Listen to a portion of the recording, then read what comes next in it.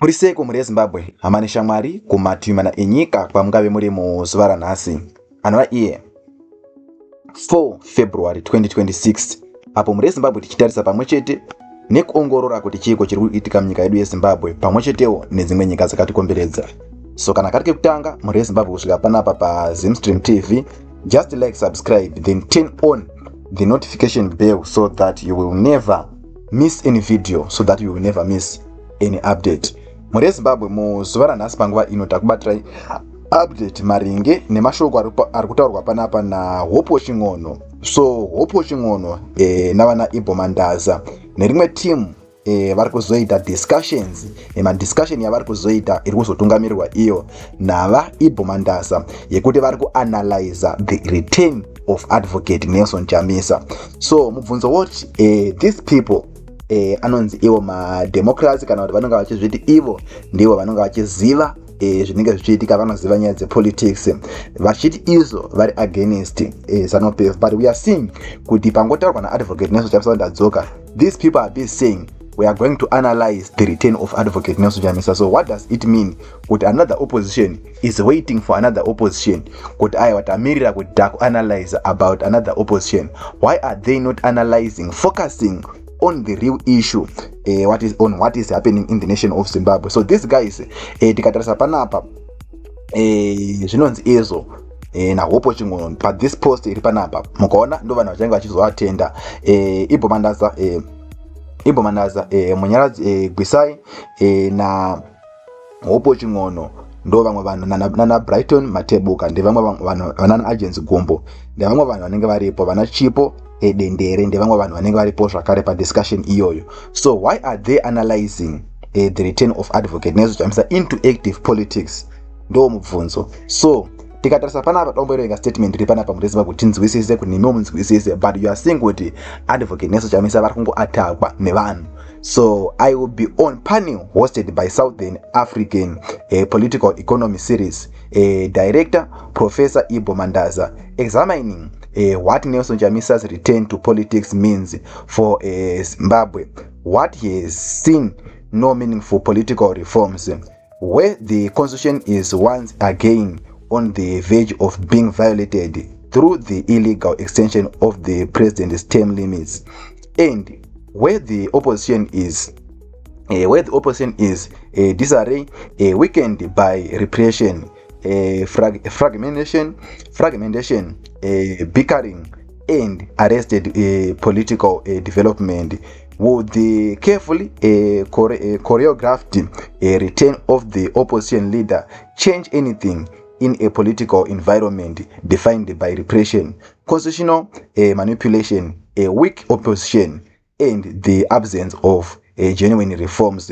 Or it simply recycle old expectations using old tactics without altering outcomes?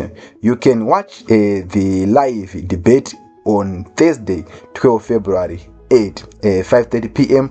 via this YouTube link. So ndo statement rakanyorwa panapa naHope Ching'ono.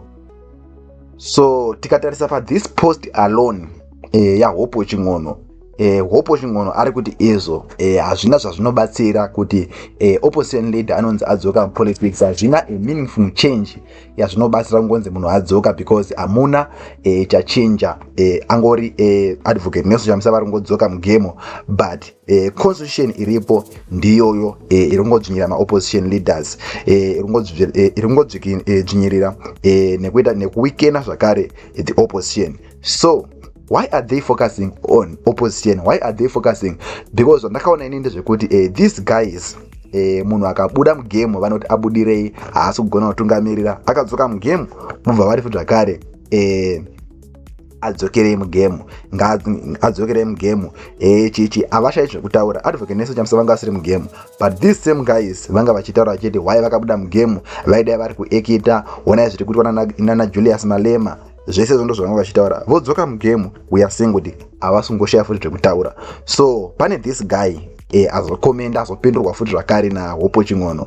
So pane uyu anga achipindura pa this post iyo, anyora iye achiti why not include Chamisa, Mahere and Ostalos Why discuss on someone without including him?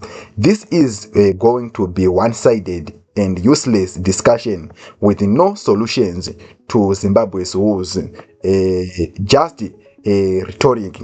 Ndo zvinotaurwa ungatizokorodze zvikanzi aiwa why not include Chamisa, Mahere and Ostalos? Why discuss on someone without including him?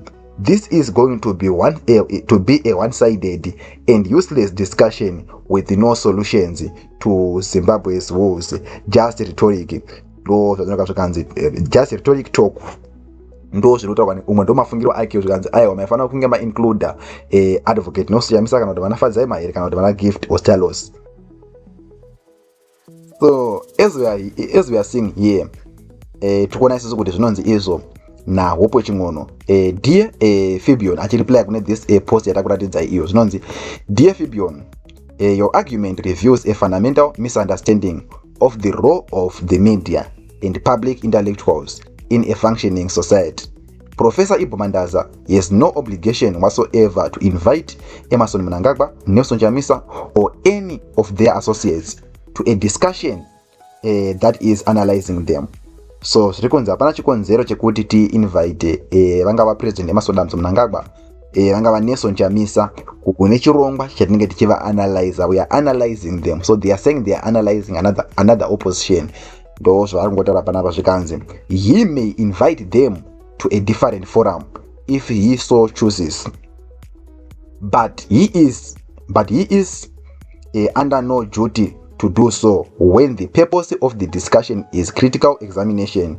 To suggest that journalists or public intellectuals cannot speak about Emmerson Mnangagwa unless he is present is not only illogical, it is an assault on the very idea of free inquiry. I understand why you think this way.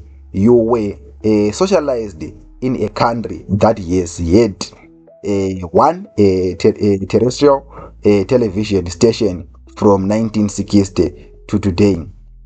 Zimbabwe's media environment has been shaped by monopoly, propaganda, and the daily presence of ministers in studios as mouthpieces of power. Ndo zviri pano zvikanzi handikushori because iwewe wakakura uchiona only one TV ZBC, ndo saka une mafungiro iwawo. Growing up under ZANU-PF rule conditioned many people to believe that authority must always be present, visible, and scrolling the narrative. In normal societies, it does not work like that. Zvikanzi munhu akakurira mune ZANU-PF anobva atanga ufunga kuti kana pachiitwa analysis utungamiriri hunofanira kunge huripo, yet aiwa dzimwe nguva there is no need kuti leadership inge ichibatikira. Ndo zvinoitwa kuma normal societies. So in health democracy, in health democracies, journalists, scholars, and professionals integrate a power without seeking permission from those they are scrutinizing. They analyze policies, behavior, and political consequences freely. Nelson Chamisa is the main opposition leader in Zimbabwe. Whether he is on holiday or not is irrelevant. So, this statement runs, Nelson Chamisa is the main opposition leader in Zimbabwe. Whether he is on holiday or not is irrelevant. He remains central to national politics because more than 2 million Zimbabweans voted for him. He will therefore be discussed, examined, and debated with or without his physical presence. Ndo zvikutoka panapa zvikanzi aiwa Nelson Chamisa munhu akavhoterwa nevanhu. So hatina chikonzero chekuti kana tichida kutsanangura nezvakana tichida kudiscussa nezvake toita zvekumunyara kana nekuti iye anenge aripo kana kuti anenge asipo. Tinofanira kungotaura chokwadi, ndo chatinonga tichifanira kutaura because munhu akavhoterwa ne over 2 million vanhu vakamuvhotera. Ndo zviri panapa kutonga na Hope Ching'ono. So here in Zimbabwe, let us just jump to the conclusion. Hope Ching'ono. At some point, adulthood demands a nuance. It requires an understanding that discussion is not endorsement, critique is not hostility, and absence does not confer immunity from scrutiny. That distinction is essential if a society is to think, grow, and eventually free itself from the habits of authoritarianism. Ndo zvirikutaurwa naHope Weching'ono panapa. So ndo update takatafamba nayo mure Zimbabwe muzuva ranhasi. Ngatimbosearcha this pane vanogona kunge vasati vasangana nayo this sticker rakagadzirwa panapa rakabuda paZim Daily. Zim Daily vamwe venyu makawana mukana wekuona that sticker, but vamwe venyu hamuna kukwanisa kunge muchiita sei, hamuna kukwanisa kunge muchiona sticker iroro. So totsvaga sticker iri kuti munge muchiriona rakataurwa pana rakabudiswa ne Zim Daily. So pane sticker iri mureZimbabwe riri panapa.